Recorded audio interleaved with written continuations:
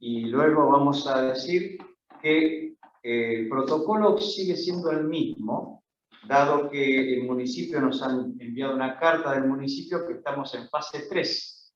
Por lo tanto, el protocolo que nosotros veníamos activando era de fase 3. Así que seguimos teniendo la misma apertura, higienizaron las manos con alcohol y nos piden ventilación natural como estamos teniendo, y nos piden que seamos difusores del cuidado, o sea, que la Iglesia también se transforme en un protagonista de la difusión del cuidado frente a esta segunda ola que está golpeando. Así que en la gracia de Dios nos juntamos. Oramos al Señor.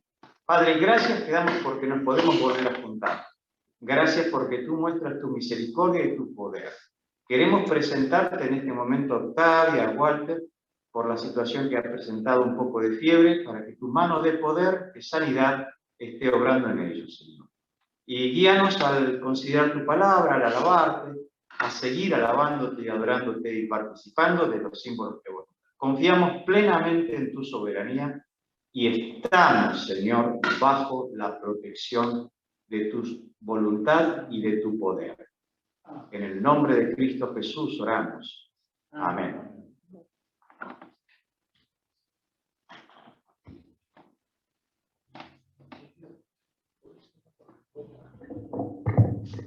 Ahí está.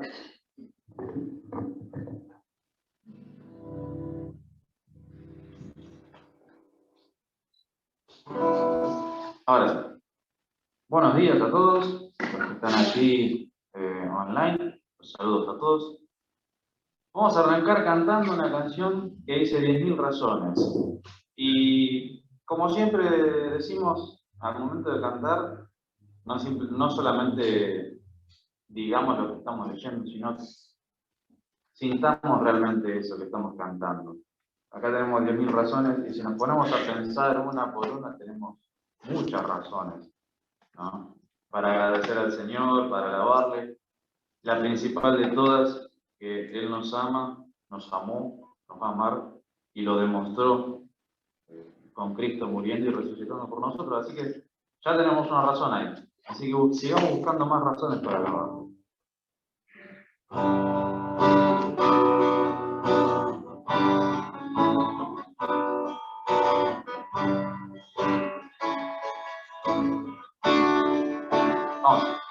Que todo lo que soy, alabe al Señor con todo mi corazón. De tu grande amor cantaré, tu nombre alabaré.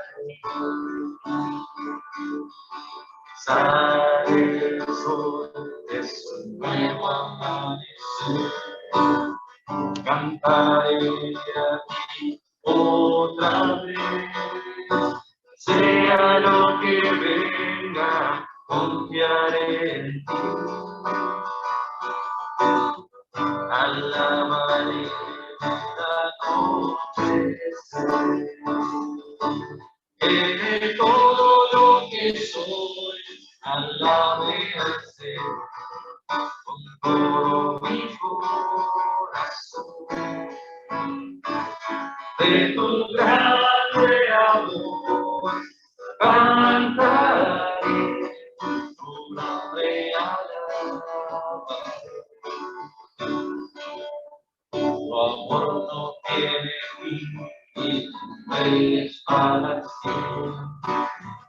Y bondadoso es tu corazón, por todo lo que has hecho, yo sigo cantando.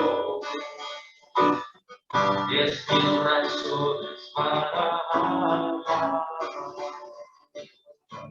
De todo lo que soy, alabe al Señor con todo mi corazón. De tu grande amor cantaré, tu nombre alabaré.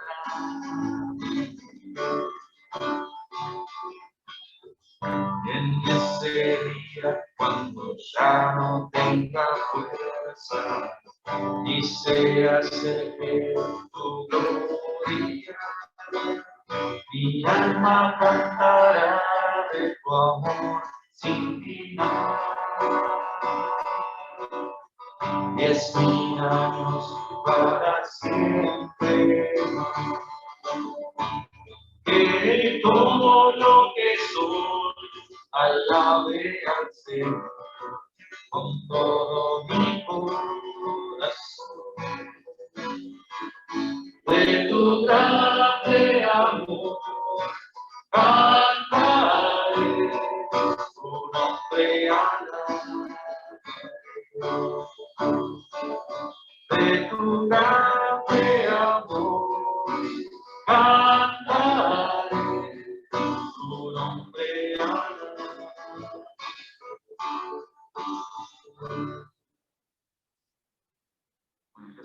Qué hermoso es cantar al Señor y pensar, ¿no?, en el final de la última estrofa que decía 10.000 años y para siempre más. Pensar en esa eternidad alabándole al Señor todos juntos. Y que quizás hoy en día no canto bien o le fifio alguna nota, cuando esté allá estoy seguro que voy a tocar bien y voy a cantar bien, así que eso es hermoso.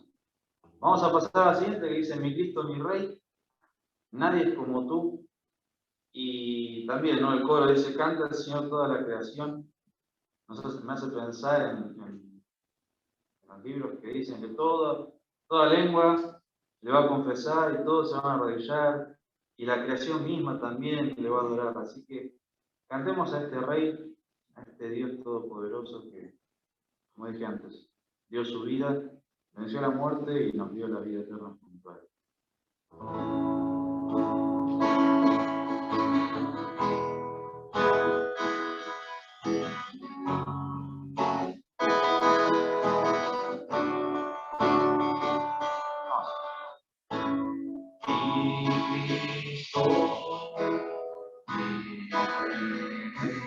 Nadie es como tú, toda mi vida quiero exaltar las maravillas de tu amor.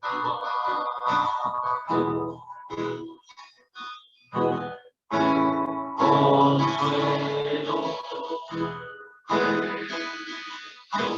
torre de fuerza y poder, todo mi ser, lo que yo soy, gracias será.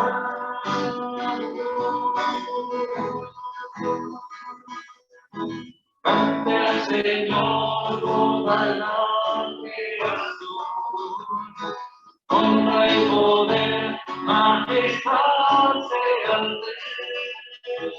Antes caerá mi hermano al sonar de su nombre.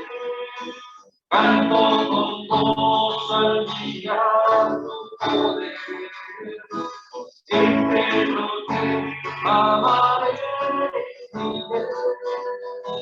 incomparables promesas me das, Señor.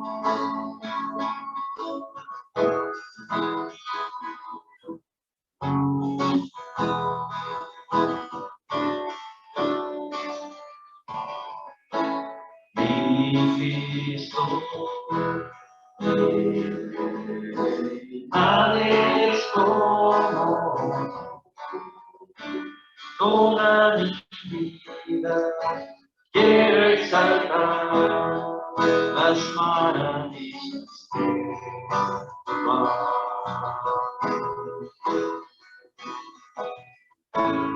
Consuelo, torre de fuerza y poder, todo mi ser, lo que yo soy, casi sellado.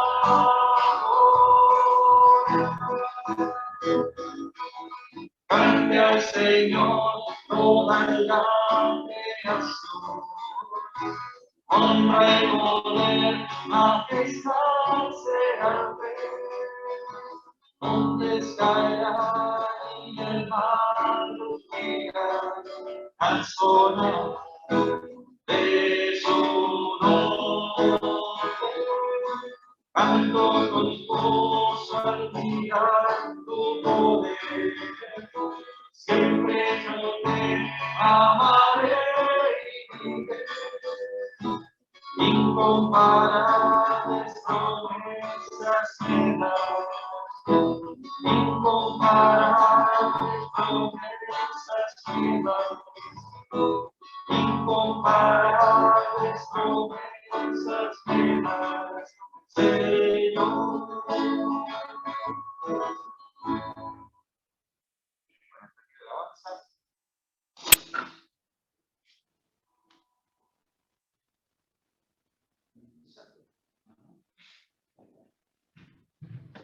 Es la pregunta del millón. ¿Sanitizaste antes? Bien, buenos días. Estaba pensando en estos días una palabrita, en realidad es una frase. Dice, con mano fuerte y brazo extendido. Se refiere a cómo Dios libertó al pueblo israelita de la esclavitud en Egipto. Vamos a leer un salmo, el Salmo 136. Es un salmo hermoso. Dicen, creo que la definición es un canto antifonal. Es decir, hay una frase, alguien dice una frase y después todo el pueblo, todo el coro responde con otra expresión, que es la que se repite a lo largo de cada versículo del salmo, porque para siempre es su misericordia. Y realmente, como para que lo podamos internalizar, nos hagamos cargo de esa expresión, porque la misericordia de Dios es la cosa que permitió que su amor se expandiera hacia nosotros. Leemos el Salmo 136, versículo 1. Alabad a Jehová porque Él es bueno. Leo por primera vez esto porque para siempre es su misericordia y después mentalícenlo ustedes porque si no nos vamos a perder en lo que queremos expresar. Así que vamos a leer solamente las sentencias iniciales. Alabad a Jehová porque Él es bueno. Alabad al Dios de dioses. Alabad al Señor de los señores. Al único que hace grandes maravillas. Al que hizo los cielos con entendimiento. Al que extendió la tierra sobre las aguas, al que hizo las grandes lumbreras, el sol para que señorease el día, y la luna y las estrellas para que señoreasen en la noche. Y ahora viene la experiencia personal del pueblo israelita, al que envió a Egipto en sus primogénitos, al que sacó a Israel del medio de ellos, con mano fuerte y brazo extendido, porque para siempre es su misericordia. Y termina el Salmo, versículo 23. Él es el que en nuestro abatimiento se acordó de nosotros. Cuando estábamos abatidos, cuando estábamos caídos, que lo hemos estado a lo largo de nuestra vida, no somos superhéroes, Él se acordó de nosotros. Nos rescató de nuestros enemigos. Al pueblo israelita en ese momento eran enemigos físicos y reales. ¿Sí? Por ahí nuestros enemigos no son enemigos físicos y reales. ¿Pero tenemos enemigos? Sí. Dios nos rescató de nuestros enemigos. Al que da alimento a todo ser viviente, alabad al Dios de los cielos, porque para siempre es su misericordia. ¿Sí? Y hay un salmo que también arranca parecido, el Salmo 107, los primeros versículos. Alabad a Jehová porque Él es bueno, porque para siempre es su misericordia. Y esto es algo que nos tiene que llamar la atención, porque el cristianismo no es algo para llevar escondido, No es algo para ser, como decíamos en la escuela, a veces uno veía a ciertos chicos que eran agentes secretos del Evangelio, ¿sí? Porque nadie sabía que eran cristianos. Me ha pasado la experiencia de un chico del 6º año, después de 6 años de estar con sus compañeros, que un compañero se diera vuelta y le dijera, ah, pero vos sos cristiano también. Bueno, díganlo los redimidos de Jehová, los que ha redimido del poder del enemigo y los ha congregado de las tierras del oriente, del occidente, del norte y del sur.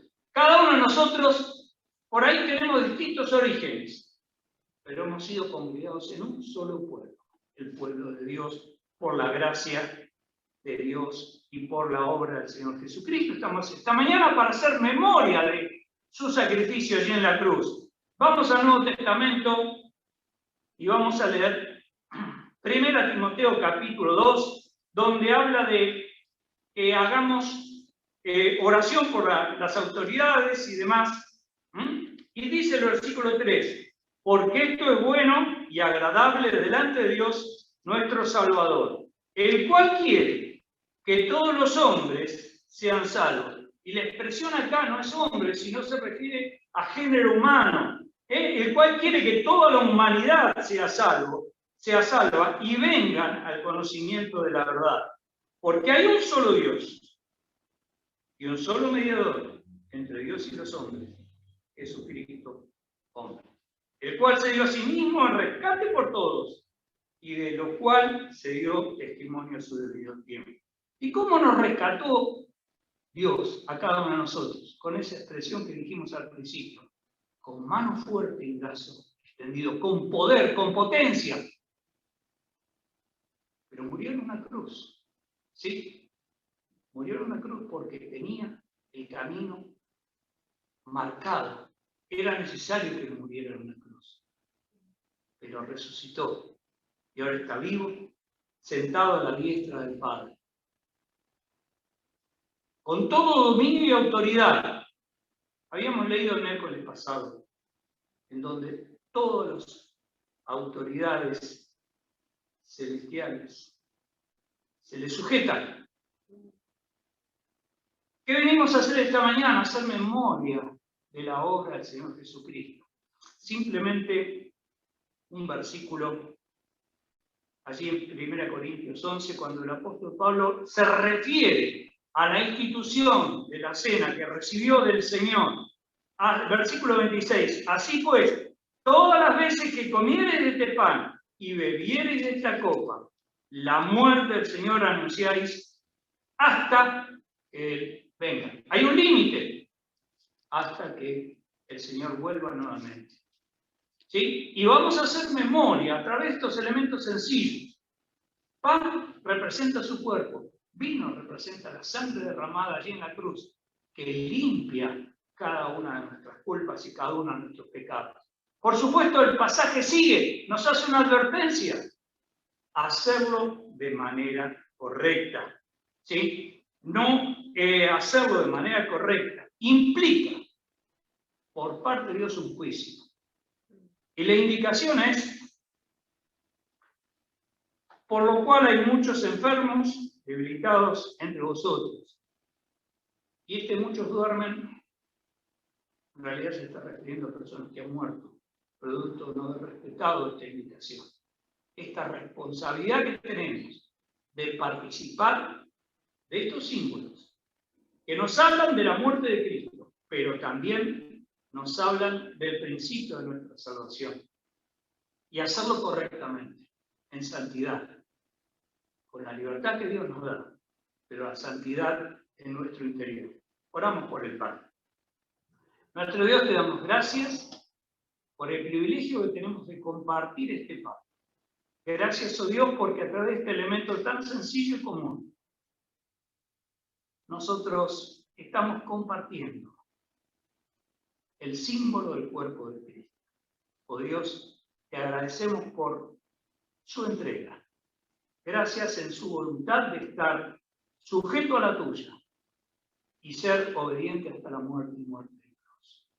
Gracias, oh Dios, porque allí nosotros encontramos la libertad de estar directamente en tu presencia. Lo hacemos con gratitud y compartimos este pan. En el nombre del Señor Jesús. Amén.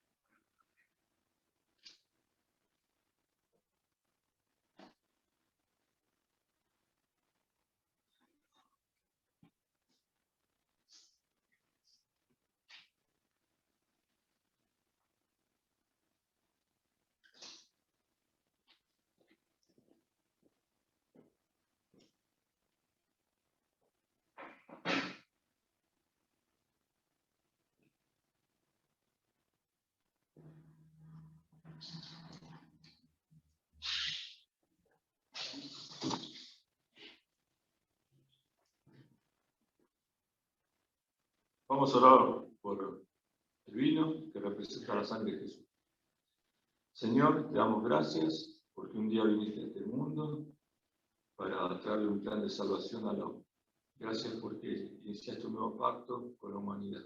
Gracias porque muchos pudimos comprender que a través del pan y del vino tú hiciste la obra de derramar tu cuerpo y tu sangre por el hombre. Gracias. Por eso ahora te damos gracias por esta copa de vino que representa tu sangre. En el nombre de San Jesús. Amén.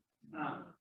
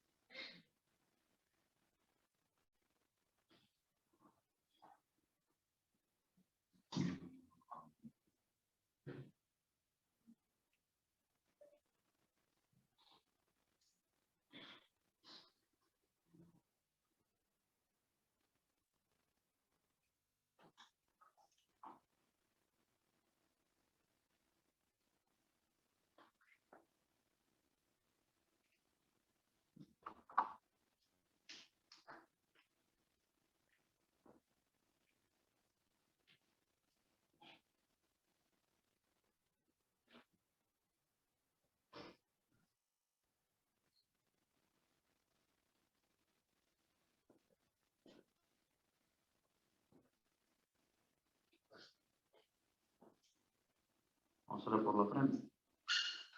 Padre Santo y Dios Todopoderoso, gracias por esta oportunidad que nos das. Gracias, Padre, porque siempre provees y nunca nos has abandonado.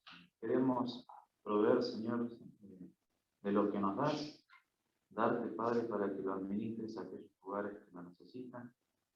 Pedimos que sea de bendición, lo hacemos con un corazón dispuesto, porque sentimos la necesidad, Señor, de ofrendar, y también es algo que tú mandas en tu palabra.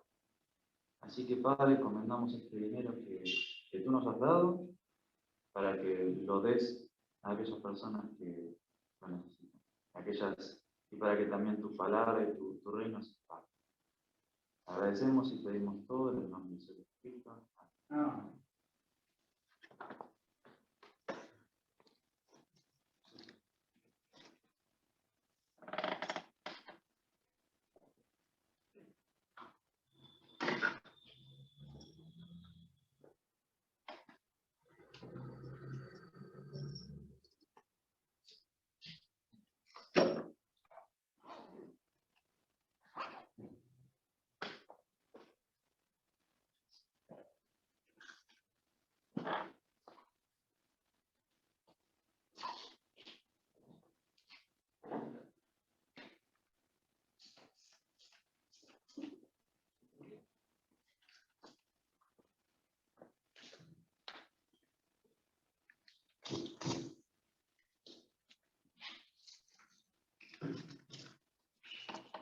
Bien, hermanos, quería compartir con ustedes 3 palabras, 3 facetas de nuestro Dios que están presentes en todo momento, pero que estuvieron presentes en especial en la crucifixión y en la resurrección de nuestro Señor. La primera palabra que quería compartir con ustedes es justicia. La palabra justicia implica el conjunto de todas las virtudes que una persona tiene para que sea considerado bueno. El tema es, ¿quién establece ese conjunto de virtudes? Por ejemplo, si fuéramos una asociación deportiva, para que una persona sea buena, deberá tener estas características y todavía diremos para que sea un buen arquero o para que sea un buen defensor. Permítanme decirlo que si siguiéramos nosotros una sociedad de delincuentes, también tendríamos nuestras reglas de justicia para decir quiénes serían buenos. En una sociedad establecen los criterios de justicia nuestros representantes en nuestro sistema de gobierno, o sea, el Congreso, establece las normas que debe cumplir una persona para cumplir con la justicia humana. Pero estamos hablando de la justicia de Dios. Y las normas las establece Dios.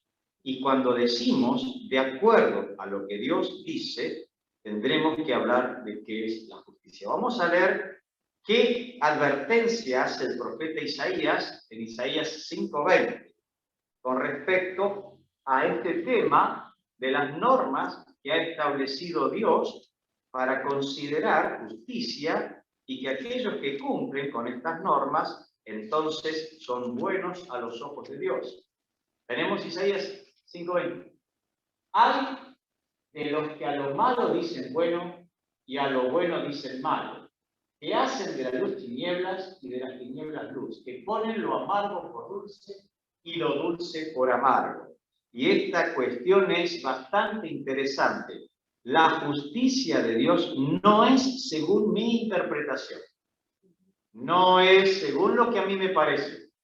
No es que la voy a acomodar según los tiempos.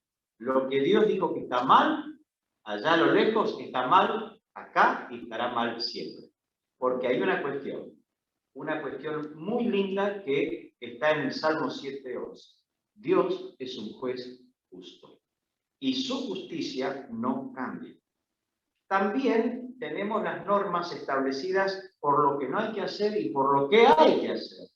En Santiago 4:17, allí esa referencia de que aquel que sabe hacer lo bueno y no lo hace, eso es considerado por falta. Significa entonces que no solamente tenemos que guiarnos por la justicia de Dios frente a lo que no debemos hacer, sino también frente a lo que debemos hacer y no hacemos, si lo sabemos hacer. Significa esto que cuando yo no cumplo con la justicia humana, evidentemente tengo una falta. Hay una gran diferencia con la justicia de los hombres y la justicia de Dios. La gran diferencia es que compartía un pensamiento también que si se levantara un antepasado nuestro, si se levantara mi abuelito de la tumba y viera lo que ahora se dice bueno, se vuelve tranquilo a su lugar. Porque hace 50 años atrás, lo que hoy lo vemos como algo natural, normal, no es. ¿Por qué? Porque ha cambiado la sociedad y hay un montón de leyes que han caído en desuso y que ya no se pueden hacer y se cambian. Está, vamos por otro lado. ¿La justicia de Dios es así? No es así. Para Dios, siempre lo que fue amargo seguirá siendo amargo. Lo que es bueno seguirá siendo bueno. Lo que es malo seguirá siendo malo. Hay una sentencia con respecto a nuestro accionar. Gálatas 6:7. Hay una sentencia. Allí en Gálatas 6:7, el apóstol Pablo da esta sentencia directa. No os engañéis. Dios no puede ser burlado, pues todo lo que el hombre sembrare, eso también segará. Y muchas veces, a los que ya tenemos cierta edad, lo hemos visto cumplir en la vida. Algunos no lo hemos visto aquí, pero sí podemos estar seguros que lo que sembramos, Dios se encarga de que cosechemos.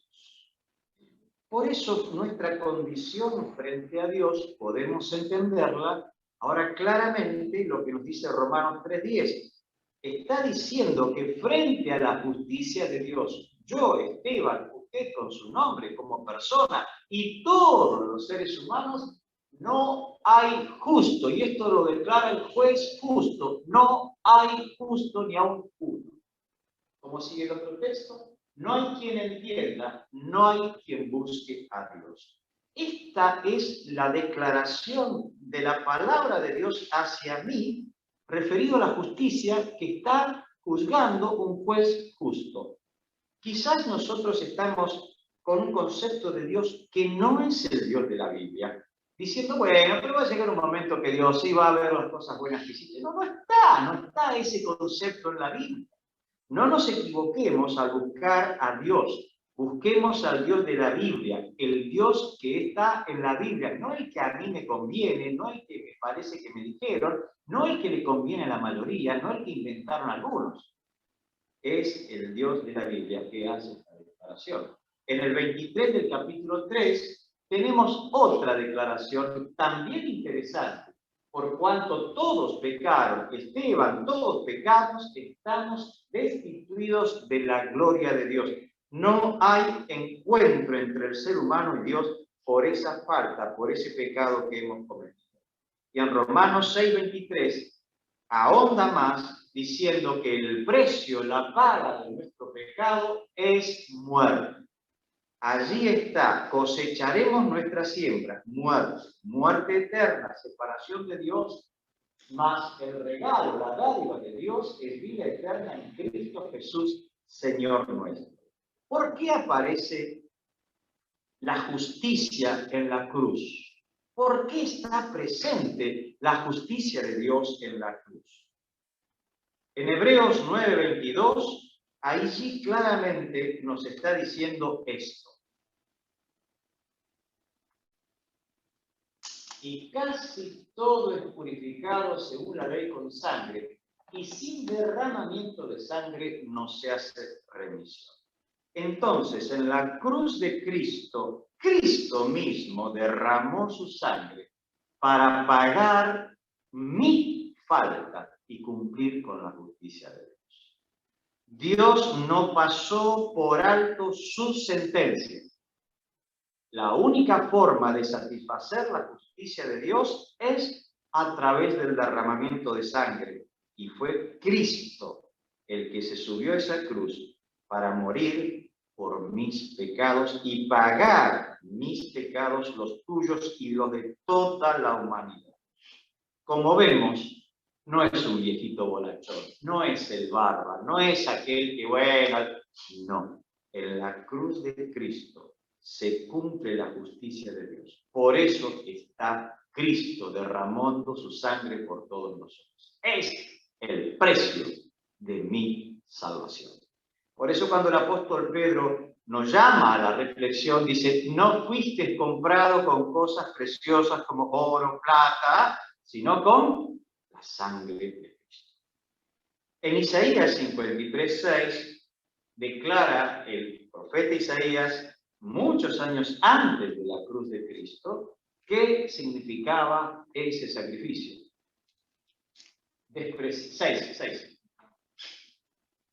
Todos nosotros nos descarriamos como ovejas, cada cual se apartó por su camino, por eso somos pecadores. Mas Jehová cargó en él el pecado de todos nosotros. Allí está satisfaciéndose la justicia de Dios. ¿Se imaginan un juez terrenal, si yo fuera juez, y hay una persona conocida que ha cometido una falta grave y le buscaremos la vuelta, ¿no? Para exonerarla, y si no podemos encontrarle la vuelta, cambiaremos la justicia, y si soy poderoso hasta cambio quien dictamine, ¿verdad? Pero le vamos a buscar la vuelta. Dios no. Cargó en Cristo el pecado de todos nosotros. Por eso la justicia de Dios no fue quebrantada, fue cumplida en la cruz de Cristo. La segunda palabra que me gustaría considerar es amor. Amor. Nosotros en nuestra lengua castellana tenemos una palabra, amor. Los griegos tienen 4, si no me acuerdo, para expresar 3. Yo leí por ahí 4. Son griegos modernos. Diego van agregando, ¿viste? Como todo. Pero pongámonos con 3. Yo leí por ahí 4. Me pareció raro 4, porque yo siempre había visto 3, pero bueno, 3 más 1, 4. Y esta situación hace que nosotros digamos amor a muchas cosas, pero en el griego, como fue escrito en el Nuevo Testamento, hay una palabra amor que se resalta en 1 Corintios capítulo 13, que es el amor referido a Dios hacia nosotros, ¿no? Y cuando decimos que Dios es amor, que es la sentencia que está en 1 Juan 4:8, es la esencia del amor, no es el amor que yo estoy imaginando, o que yo estoy practicando, o que yo estoy viendo en una película. No, este es el amor de Dios. 1 Corintios 13:4. El amor es sufrido, es benigno. El amor no tiene envidia. El amor no es jactancioso. El amor no se envanece. No hace nada indebido, no busca lo suyo, no se irrita, no guarda rencor. No se goza de la injusticia, mas se goza de la verdad. Este es el amor que representa a Dios. Con este amor es la esencia que tiene Dios. ¿Y por qué decimos que en la cruz aparece el amor de Dios? Juan 13:1. Miren cómo empieza la última cena, el último encuentro de Jesús con sus discípulos. Sus discípulos no sabían que era la última. Jesús sí sabía que era la última. Entonces dice, antes de la fiesta de la Pascua, sabiendo Jesús que su hora había llegado para que pasase de este mundo al Padre, como había amado a los suyos que estaban en el mundo, los amó hasta el fin. El amor de Cristo está presente en esa última cena y todo lo que viene después también. La esencia del Señor está demostrado en el encuentro de Jesús con Nicodemo. ¿Recuerdan ese encuentro cuando el maestro de la ley va de noche a consultar a Jesús? ¿Cuál es el mensaje que trae? Porque se da cuenta Nicodemo de las manifestaciones sobrenaturales que hace Cristo, que vienen de parte de Dios. Y entonces allí Jesucristo le indica tienes que nacer de nuevo, ¿no? Pero en ese devenir de la conversación termina diciéndole que él va a ser levantado como la serpiente en el desierto para que aquel que cree en él no se pierda, sino tenga vida eterna. Pero ¿cómo empieza San Juan 3:16? Porque de tal manera amó Dios al mundo, que ha dado su Hijo unigénito, para que todo aquel que en él cree no se pierda, mas tenga vida eterna. Entonces, Cristo es mi sustituto y lo hace porque me ama. Cristo ocupa el lugar nuestro en la cruz para satisfacer la justicia de Dios, pero lo hace porque nos ama. No hay un interés mezquino, porque lo hemos visto en 1 Corintios. No hay un interés mezquino. No es que quiere que nosotros seamos sus esclavos. No. Él quiere que seamos sus hijos. Dios quiere eso. Por eso, el motor que impulsa a Cristo a ser mi sustituto y tu sustituto en la cruz es el amor. ¿Dónde está manifestado el amor concretamente en la crucifixión? Fíjense en Mateo 27. Vamos a leer 27, 46.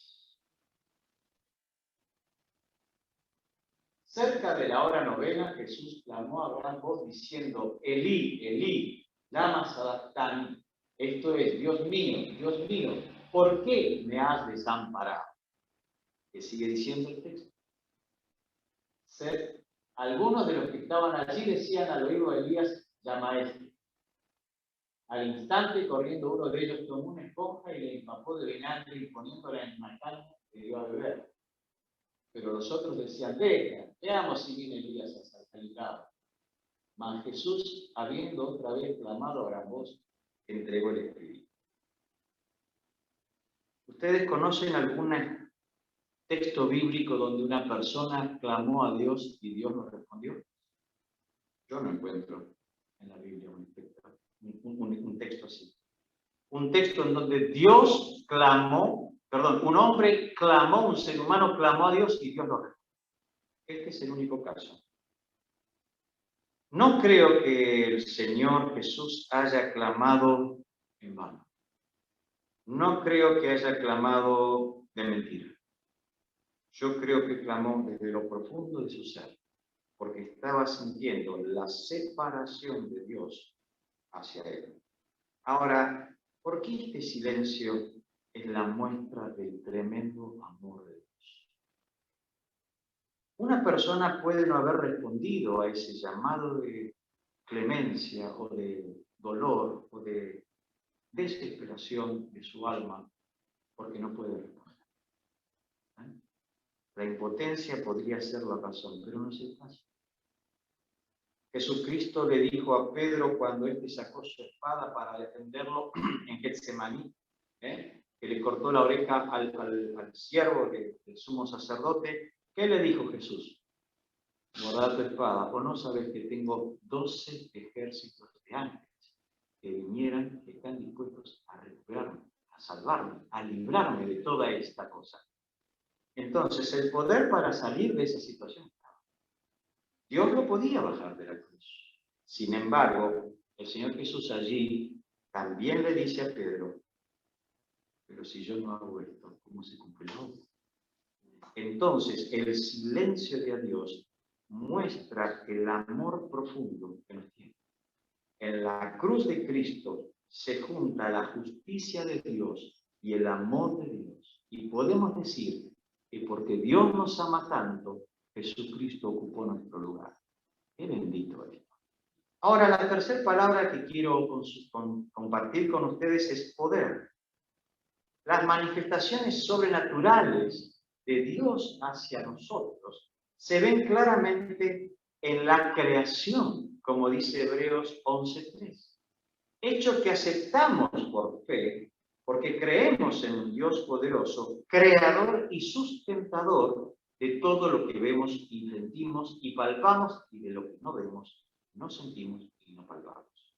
Él es el creador de todo lo que estamos viendo. Entonces, dice Hebreos 11:3.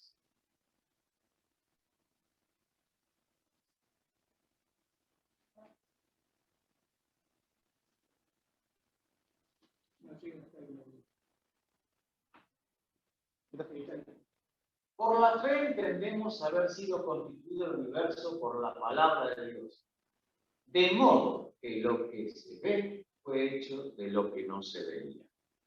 Y allí entremos en la creación, la poderosa obra de Dios. Ahora, ¿dónde está en la crucifixión? Si seguimos en Mateo 27:45, arrancamos allí nuestra lectura, vemos este detalle que resalta Mateo de lo que ocurre en la crucifixión de Jesús. Y desde la hora sexta, más o menos al mediodía, hubo tinieblas sobre toda la tierra hasta la hora novena, las 3 de la tarde. Cerca de la hora novena, Jesús clamó a gran voz diciendo: Elí, Elí, lama sabactani, esto es: Dios mío, ¿por qué me han desamparado? Algunos de los que estaban allí decían al oírlo: a Elías llama a este. Y al instante, corriendo uno de ellos, tomó una esponja y le empapó de vinagre y poniéndolo en una caña le dio a beber. Pero los otros decían: deja, veamos si viene Elías a librarlo.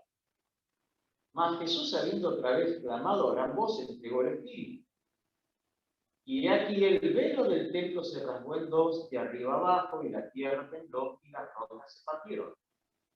Y se abrieron los sepulcros, y muchos cuerpos de santos que habían dormido se levantaron, y saliendo de los sepulcros, después de la resurrección de él, vinieron a la santa ciudad y aparecieron a muchos.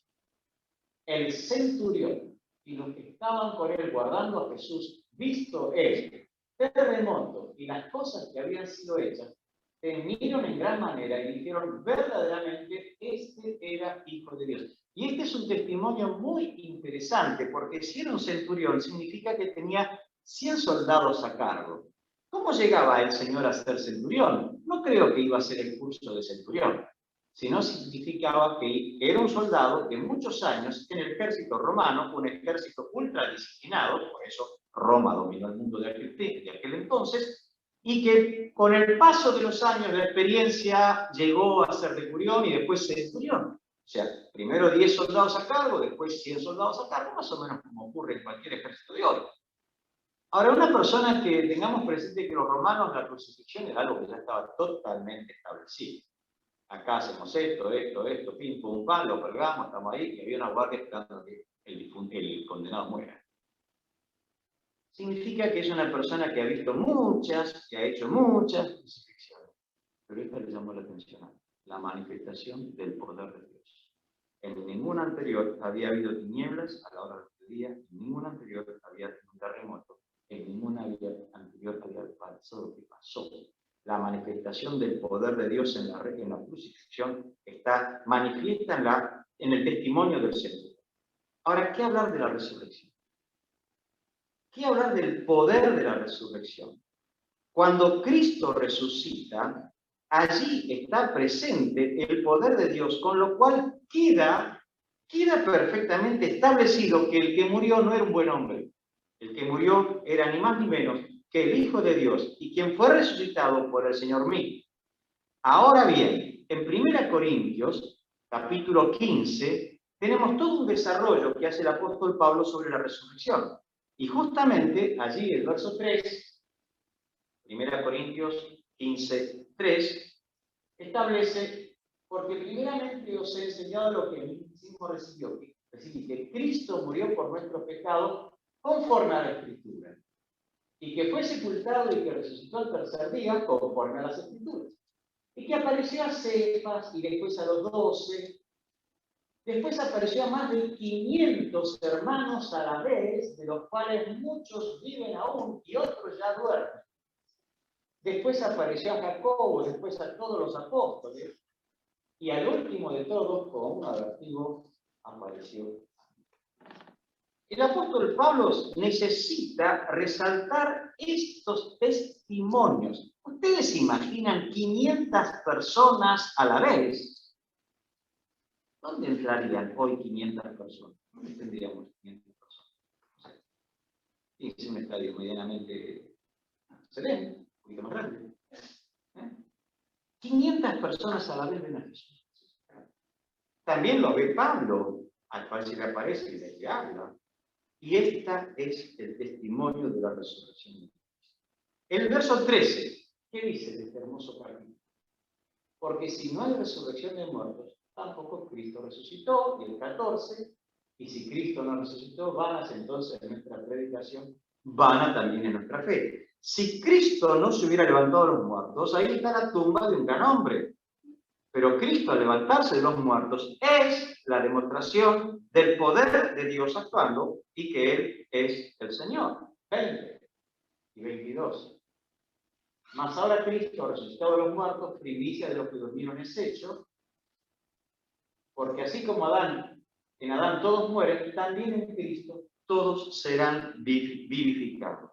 Y para terminar este pantallazo de la resurrección, vamos al 55. ¿Dónde está, oh muerte, tu aguijón? ¿Dónde, oh sepulcro, tu victoria? Ya que el aguijón de la muerte es el pecado y el poder del pecado la ley, mas gracias sean dadas a Dios, que nos da la victoria por medio de nuestro Señor Jesucristo. Así que, hermanos míos, amados, estad firmes y constantes, creciendo en la obra del Señor siempre, sabiendo que vuestro trabajo en el Señor no es en vano. Fíjense entonces allí cómo se presenta la necesaria obra del poder de Dios en resucitar a Cristo de los muertos. Y es la esencia misma del mensaje del Evangelio. Si Cristo no hubiera resucitado, vana es nuestra fe. Cuando el apóstol tiene que recomendarle algo a los que están en Éfeso, Efesios capítulo 1, verso 19, les está diciendo esto. ¿Y cuál la supereminente grandeza de su poder para con nosotros los que creemos según la operación del poder de su fuerza? ¿Qué está queriendo decir el apóstol Pablo? Bueno, leamos el 18. Fíjense en el 18. El apóstol Pablo está diciendo, estoy orando para que estén alumbrando los ojos de vuestro entendimiento para que sepáis cuál es la esperanza a la que os ha llamado, cuál es la riqueza de la gloria de su herencia en los santos, y ahora el diccionario. Y cuál la supereminente grandeza de su poder. Tres cosas está pidiendo el apóstol Pablo, orando para que ellos puedan crecer en el conocimiento de estas tres cosas, pero principalmente de la supereminente grandeza de su poder para con nosotros. Ese mismo que lo resucitó a Cristo. Hermanos, el poder está presente en la obra de salvación. Justicia, amor, poder. Pero en este último, el apóstol Pablo oró por los que están en Éfeso, los Efesios, para que ustedes puedan conocer, comprender, comprobar, vivir sobre esta expectativa, el tremendo poder que tiene Dios sobre nosotros. Ese poder es el poder salvador. La paga del pecado es muerte, más el regalo de Dios es vida eterna en Cristo Jesús.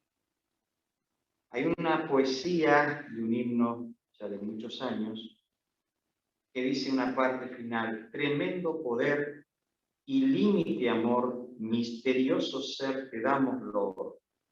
Cuán maravillosa es tu gran creación, mas oh, qué asombrosa tu gran redención, tu gran salvación. A mí me asombra la creación de Dios, pero cuando nos quedamos deteniéndonos, digo, mira cómo confluye la justicia, el amor y el poder de Dios para que podamos ser salvos. Ahora, ese poder de Dios dice que actúa en vosotros. No dice que actuó en vosotros, que actúa en vosotros. Actuó en la crucifixión, actuó en la resurrección y sigue actuando en nosotros.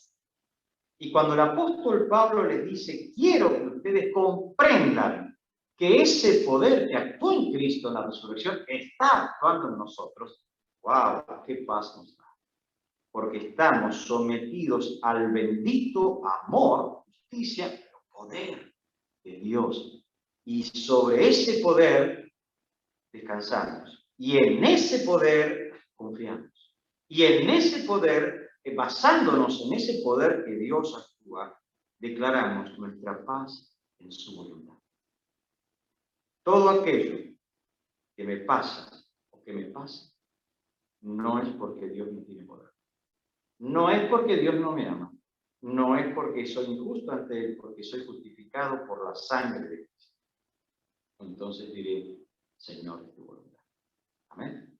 Y nada escapa al poder de Dios, ni aún la enfermedad que estamos padeciendo. Sí, como me encantó, como ya te conté, la expresión que usó el pastor de Luti al referirse, si yo tomo mis cuidados, le dijo al periodista que lo entrevistaba, por supuesto, alcohol en gel, uso barbijo, me lavo las manos, distanciamiento social, pero miedo no. No, miedo no. Porque bajo el poder de Dios, si me enfermo es porque Dios quiere. No voy a estar cerrado porque Dios tiene poder. Tampoco voy a hacer la cuestión de no cumplir con las reglas normales que tenemos de lavarme las manos, distanciamiento, barbijo y demás. Él le dijo así, yo eso lo hago, pero no porque tengo miedo, por respeto. Y si me enfermo, Dios es poderoso para curarme, y si no me cura, como tantas veces leímos en la palabra de Dios, diré con mucho dolor, amén. Amén. Por eso, hermanos, invitamos a que confiemos plenamente, investigando cada vez cómo ha actuado el poder de Dios, el amor de Dios y la justicia. Nosotros fuimos hechos justicia para Dios por la obra de Cristo. Yo no tengo que obrar justicia para Dios. Me tengo que vivir comprometido en la vida que Dios me da, porque no fui comprado con cualquier cosa, con la sangre de Cristo. Ahora, qué hermoso es descansar en el poder de Dios. Oramos al Señor. Padre, gracias te damos porque podemos confiar en tu poder, en el mismo poder que actuó en Cristo para resucitarle. Tremendo poder, tremendo poder. Queremos aprender a confiar y a aprender a descansar en tu poder, en tu amor. Señor, estamos viviendo un tiempo muy especial y queremos someternos a tu cuidado. Declaramos, Señor, que todo lo que nos pasa no escapa a vos y a tu deseo. En eso confiamos y por eso te agradecemos porque nos trae paz. Tu voluntad, lo dice tu palabra, es perfecta, agradable y buena. Y en esa voluntad descansamos. Sí, Señor, de nuestro corazón salen pedidos, deseos, que lo decimos desde lo profundo, con la convicción que tienes el poder para actuar en sanidad. Pero le agregamos, con la convicción que nos da, que está sobrando, sea hecha tu voluntad. Lo decimos en el nombre de Cristo Jesús. Amén.